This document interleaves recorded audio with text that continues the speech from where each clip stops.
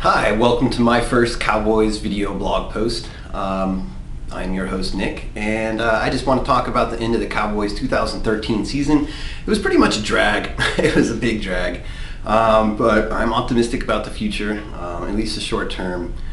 At least it'll be interesting.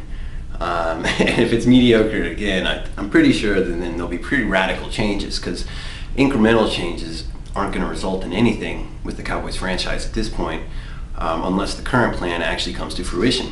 And the current plan involves a lot of defensive improvements and a lot of the same offense. I hope they really improve their third down short running. They need to improve their power running game, like goal line. Like, they could score from like 7 yards out and 5 yards out, but they really struggled, it seemed like, to convert a first, a 1 yard pickup. So Jason Garrett's job tenure. We need more of the 2013 draft and talent acquisition. 2013 draft was particularly good because they had 4 top 100 picks. Normally they only have 3 for any average NFL team. The Cowboys often only have 2 because they always trade away their second round pick, and so oftentimes they are shorthanded. And this top end talent that comes from the top 100 picks, the Cowboys have fewer of those players on their roster because they've traded so many of those away. So if it's like the 2012 draft, where we drafted Morris Claiborne and Tyrone Crawford, who weren't even contributing at the end of the 2013 season, then I will have been wrong about keeping Jason Garrett, because I'm hoping for the 2013 draft, where we had 4 players contributing from the top 100 picks. Those guys really all made plays down the stretches too. That 2013 draft was great. So under Jason Garrett this season, the offensive line really came together. I didn't even think it would ever happen. I had wondered, would we always be terrible up the middle? And that was a must-do. I thought it would never happen. It can still get better. What happened to running in 3rd and 2? What happened to the best part of running predictably? If you run and people always like, oh, they're going to run. Everyone knows they're going to run. Then you can do a play-action pass. And that's traditionally a great way to score touchdowns, or at least improve the odds that you're going to complete your pass.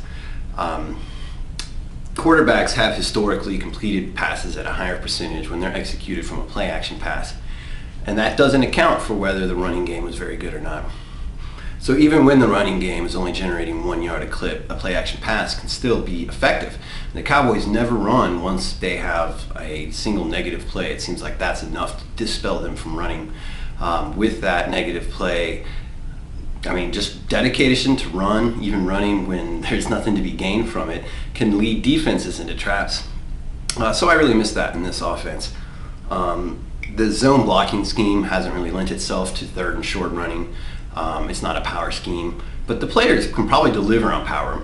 Now that they added a fullback, hopefully they carry that into 2014, and it should make life easier for Tony Romo. One thing that occurred to me is Tony Romo is going to be at least 34, I think, by the start of next season. He's going to be an older quarterback by history standard when he wins a Super Bowl.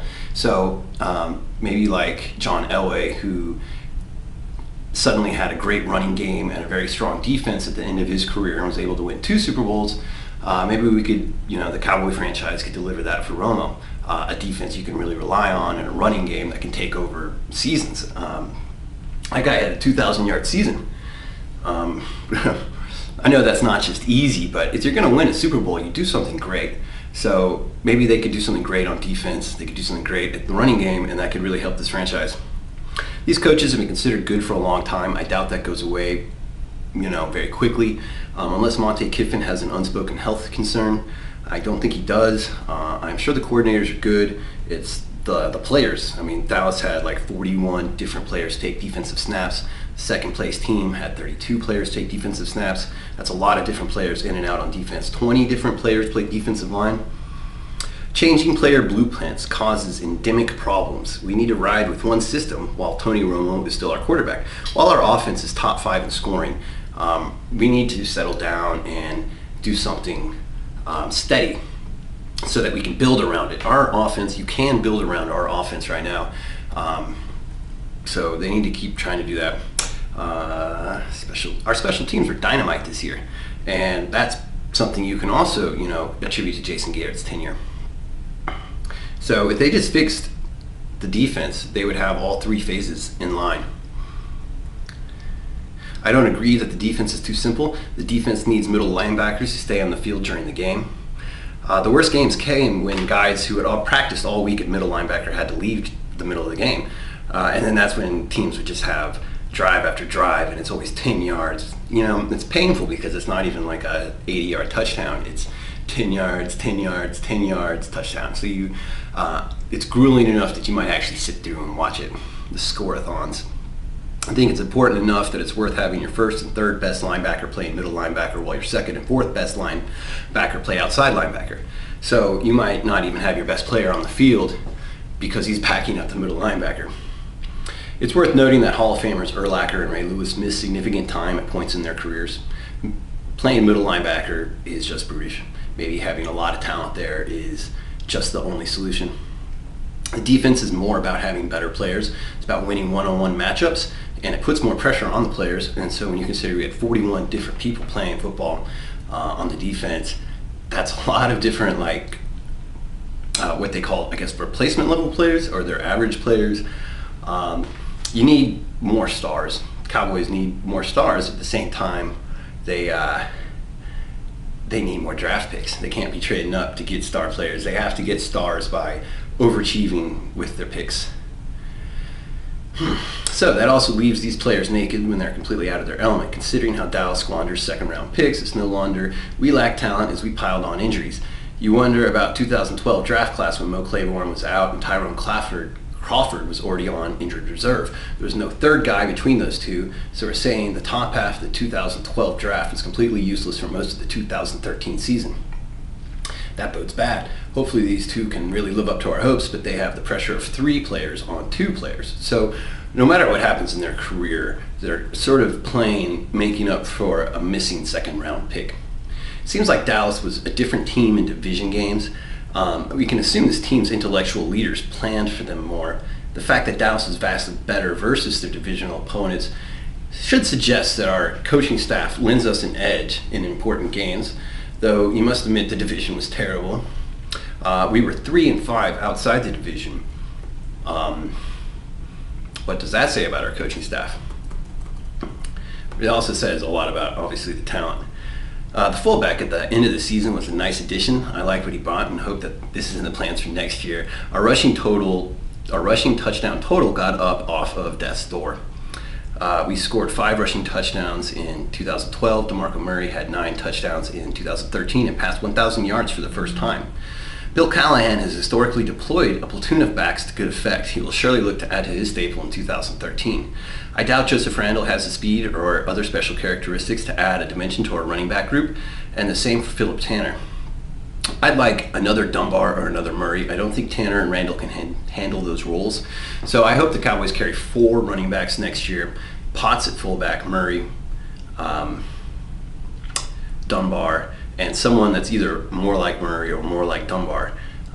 Tanner and Randle are both, I think, too slow really to be dynamic at running back, and so for the Cowboys, they need 3 weapons and a fullback.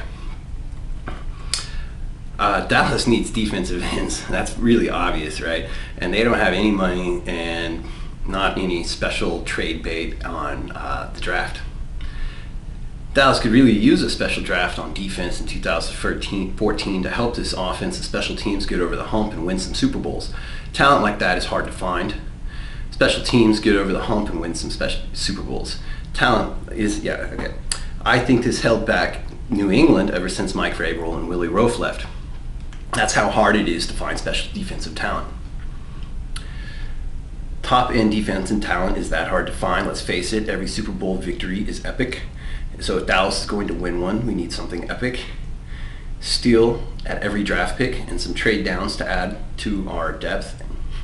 We need top 100 picks. I hope they get 4 this year. More would be epic towards winning a Super Bowl.